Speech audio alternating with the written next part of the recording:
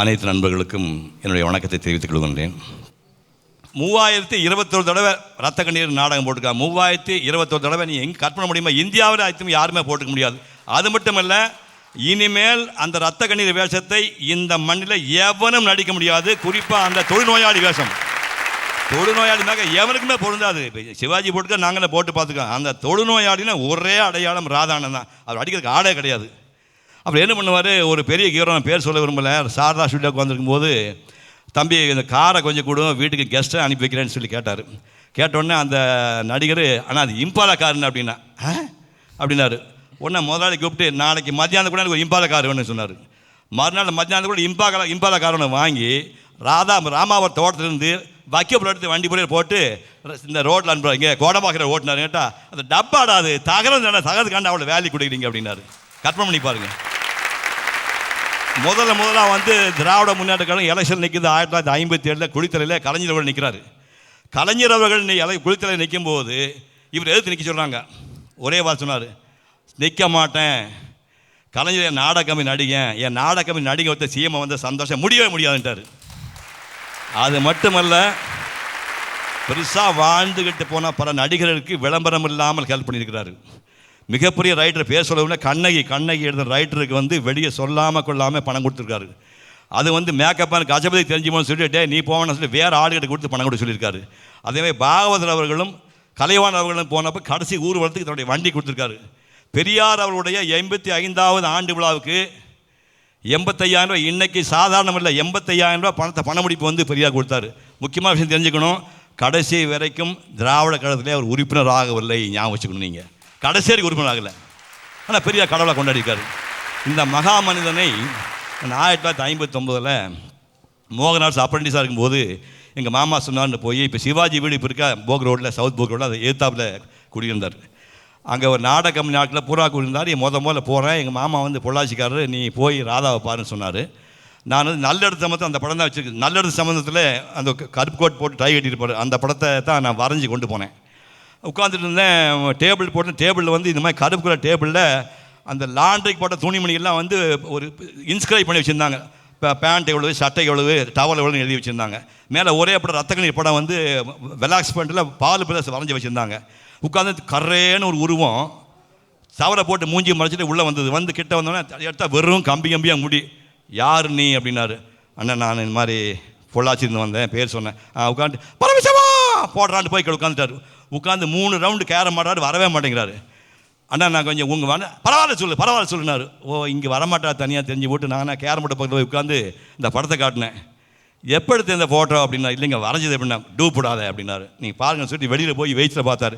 Paint ஃபோட்டோன்னா உங்களுக்கு ஷைனிங்கில் இருக்குமில்ல, வரைஞ்ச படம்னு பார்த்தோன்னே பிரமாதமாக இருக்குதான்ட்டு என்ன விஷயமா வந்தேன் அப்படின்னாரு. இல்லை எங்கள் மாமா சொல்லி அனுப்பினாரு. என்ன சொல்லி அனுப்பினாரு அப்படின்னு. இல்லைங்க அந்த படத்தில் நடிக்கிறதுக்கு யாரு அப்படின்னாரு. நான் தாங்க. ஆடா பாவி, இவ்வளோ புறமா படம் வரைஞ்சிருக்கிற, ஏன்டா பைத்தியம் பிடிச்சலைற நீ, ஒன்றை மட்டும் புரிஞ்சுக்க. அரிதாரம் போட்டவெல்லாம் நடிகன் சொல்லிக்கலாம், ப்ரஷ் எடுத்தவெல்லாம் நடிகன் சொல்ல முடியாது, ஓவியன்னு சொல்ல முடியாது. வரைஞ்சாத்தான் ஓவியம். என்ன மாதிரி வரைஞ்சிருக்கிறேன் பைத்தியக்காரா. அது எங்கே பொம்மை காலேஜ் இருக்குன்னு சொன்னீங்கல்ல, அங்கே அந்த பொம்மை காலேஜ் ஒழுங்காக போய் படித்ததுக்கப்புறம் தலையெழுத்து இருந்துச்சுன்னா அதுக்கு வரலான்னு சொன்னார். படித்தேன், 6 ஆண்டு முடித்து மீண்டும் இந்த துறைக்கு வந்து விட்டேன். நன்றி, வணக்கம். இந்த தருணத்தில் திருமதி ராதிகா சரத்குமார் அவர்களை மேடைக்கு அழைக்கிறோம்.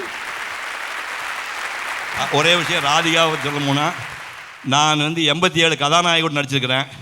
ஆனால் எனக்கு ஒரே ஒரு தங்கச்சி ராதிகா தான்.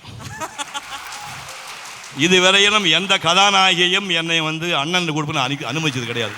லவ் பண்ணுற பண்ணுங்க வேறு விஷயம். எந்த கதாநாயகியும் நான் அண்ணன் சொல்ல அனுமதிச்சதில்லை. ஒரே ஒரு தங்கை எனக்கு இந்த துறையில், ஒரே ஒரு தங்கை. அந்த தங்கையோட நாங்கள் கிட்டத்தட்ட ஒரு 16-17 படத்தில் நடிச்சிருக்கோம். சண்டைனா அப்படி இல்லை, பயங்கரமாக சண்டையெல்லாம் போட்டுக்குவோம், பயங்கரமாக வாருவா. இருந்தாலும் ஒரே ஒரு தங்கை. நன்றி.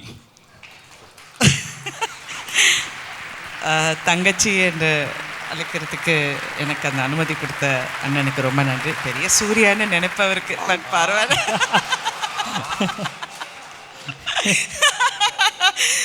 Right, thank you.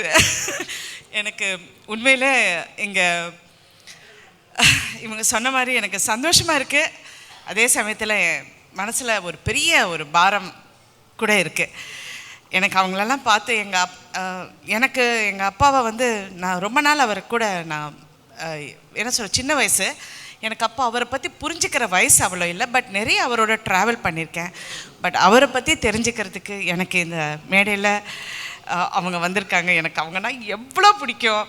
அதுவும் எம்என் ராஜம்மா அவங்களெல்லாம் பார்த்து நான் அப்படி வியந்திருக்கேன். எங்கள் அண்ணன், நீங்கள் எல்லாரும் எங்கள் அப்பா பற்றி வெவ்வேறு விஷயங்கள் சொல்லும் போது எனக்கு உண்மையில் I am so happy, I am so touch. நன்றிம்மா. Thank you Puthuyugan, thank you so much. ஏன்னா